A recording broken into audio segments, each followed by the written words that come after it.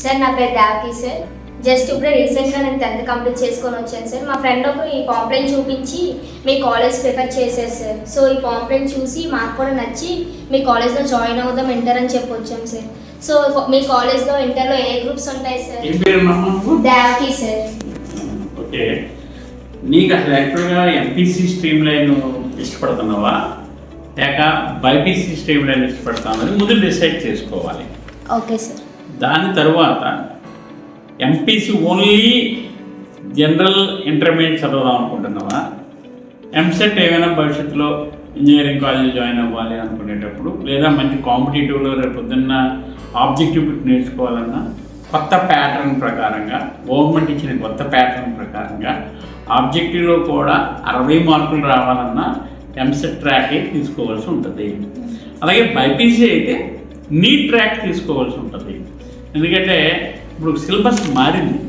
అంటే సిలబస్ మారడం అంటే మ్యాథ్స్ ఒకటే పేపర్, ఇంతకుముందు 75కి 75 ఉండేది, ఇప్పుడు 100 మార్క్స్కి.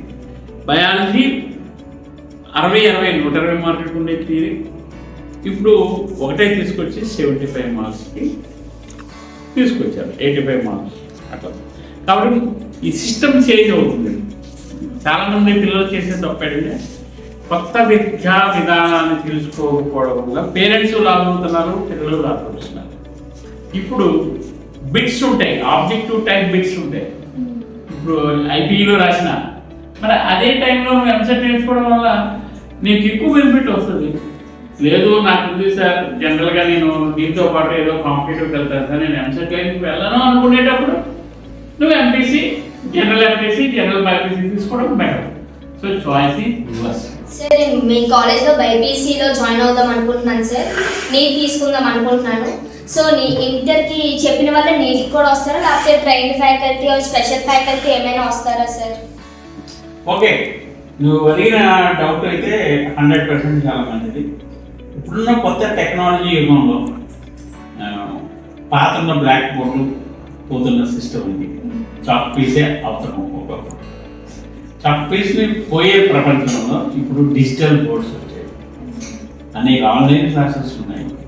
ఇప్పుడు మా దగ్గర ఉన్న ఫ్యాకల్టీలో మా ఫ్యాకల్టీ కొంతమంది ట్రైనింగ్ ఇస్తారు. అది కాకుండా గెస్ట్ ఫ్యాకల్టీస్, బెస్ట్ ఫ్యాకల్టీ కూడా బయట నుంచి తీసుకొచ్చినప్పుడు ఏమవుతుంది అంటే, సో ఇది వివేకానంద కాలేజ్ అనేది ఒక బ్రాండ్. ఒక మాట చెప్పామంటే అది నడుస్తుంది. అది సంగవరపుకోటకిలో ఉన్న వివేకానంద కాలేజ్ ఒక బ్రాండ్.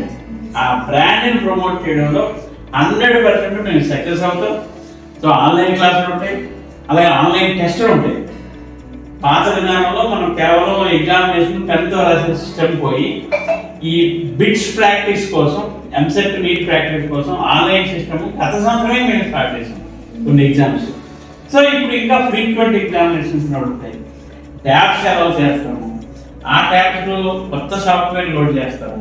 ఇదంతా కూడా కొంచెం ఇన్వెస్ట్మెంట్ పెరిగినా పేరెంట్కి, అంటే ఇన్వెస్ట్మెంట్స్ ఫీజు ఎక్కువ పెరిగినా సౌకర్యాలు ఎక్కువ ఉంటాయి. కాబట్టి సో దానికి ప్రిఫరెన్స్ ఇవ్వడం అనేది మంచి పద్ధతి, మంచి ఆలోచించామా. మీ అమ్మ నాన్నగారిని కూడా తీసుకొస్తే వాళ్ళకి కూడా మేము ఎక్స్ప్లెయిన్ చేసి చెప్తాం. ఓకే సార్, నా పేరు రోహిత్ వాకట సార్. నేను ఇప్పుడే అంత అయింది, ఇంటర్కి జాయిన్ అవుదాం అనుకుంటున్నాను మీ కాలేజ్. నేను ఈ కాలేజ్కి రావడానికి కారణం ఏంటంటే ఇక్కడ ఫ్యాకల్టీ మొత్తం ఫ్రెండ్లీగా ఉంటుందని విన్నాను సార్. ఫ్రెండ్లీగానే ఉంటారు కదా సార్? సో నువ్వు అడిగిన ప్రశ్న అయితే 100% విన్నది, నువ్వు అడిగిన ప్రశ్న 2 వాస్తవం. అయితే ఒకటి మనం గుర్తుపెట్టుకోవాలి, నాన్నగారు అమ్మగారు ఎంత ఫ్రెండ్లీగా ఉంటారో టీచర్స్ కూడా అంత ఫ్రెండ్లీగా ఉంటారు. అలానే నువ్వు తప్పు చేస్తే హెచ్చరించకుండా ఉండరు, వార్నింగ్ ఇవ్వకుండా ఉండరు. కారణం ఏంటంటే యాజ్ ఏ పేరెంట్గానే టీచర్ వ్యవహరించాలన్నది వివేకానంద కాన్సెప్ట్. వివేకానంద కాలేజీ కాన్సెప్టే అది. యాజ్ ఏ పేరెంట్ లాగా ఇక్కడ ఉండాలి. ఉన్నప్పుడే సిస్టమ్, ఎడ్యుకేషన్ సిస్టమ్ డెవలప్ అవుతుంది. నువ్వు అనుకున్న ఆబ్జెక్ట్ ముందుకెళ్ళడానికి అవకాశం ఉంటుంది. సార్ ఇప్పుడు మరి మాకు స్ట్రెస్ రిలీఫ్ కోసం కల్చరల్స్ ప్రోగ్రామ్స్ గట్రా ఉంటాయా సార్?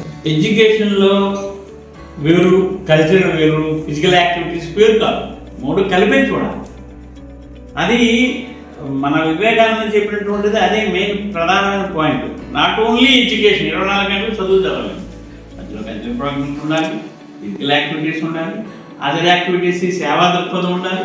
ఇవన్నీ కల్పించే విద్య అదే శృంగవరపుకోట వివేకానంద కాలేజీ గొప్పతనం, ఒక ప్రత్యేకత కూడా అని మీరు గుర్తు చేసుకోవాల్సిన అవసరం ఉంది. సార్ నా పేరు హారిక సార్. నేను ఇక్కడ హాస్టల్లో ఇంటర్ ఎంసెట్ తీసుకోవాలనుకుంటున్నాను.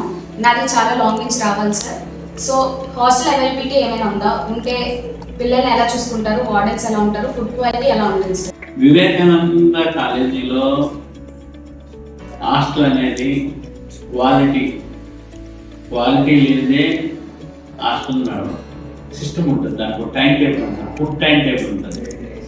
ఆ డే చికెన్ పెట్టాలా, ఫిష్ పెట్టాలా అనేది ఒక సిస్టమ్ ఉంటుంది.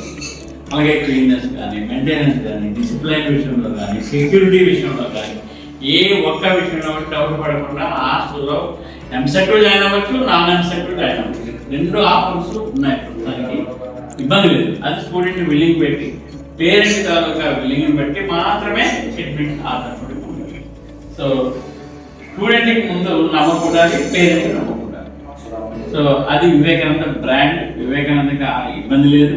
శృంగవరపుకోటలో ఉన్న వివేకానంద కాలేజీలో జలశాస్త్రం గురించి అడిగినా, ఏ ఒక్కరు అడిగినా, ఎక్కడ అడిగినా ఎలా ఉంటుంది, సెక్యూరిటీ బాగుంటుందా బాగుంటుంది అనే విషయం చాలా క్లారిటీగా బాగుంటుందని అంటారు. సార్ ఫీజు ఎంత ఉండొచ్చు సార్? ఫీజు అనేది 15 నుంచి 20 వరకు ఉంటుంది. అంటే నాన్ ఎంసెట్ పోగలాగా, ఎంసెట్ పోగలాగా.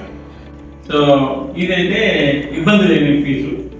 కంపేర్ చేసుకోవచ్చు అర్బన్లోని రూరల్కి.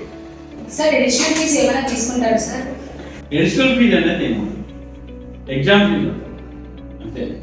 మేము ఏదైతే జాయినింగ్ అప్పుడు చెప్తామో ఆ ఫీజుకి మేము కట్టుబడి ఉంటాం. అది కూడా మేము ఈజీ ఇన్స్టాల్మెంట్స్ లాగా 2-3 ఇన్స్టాల్మెంట్స్ అయ్యే విధంగా ఒకేసారి ఫీజు కట్టించుకోకుండా.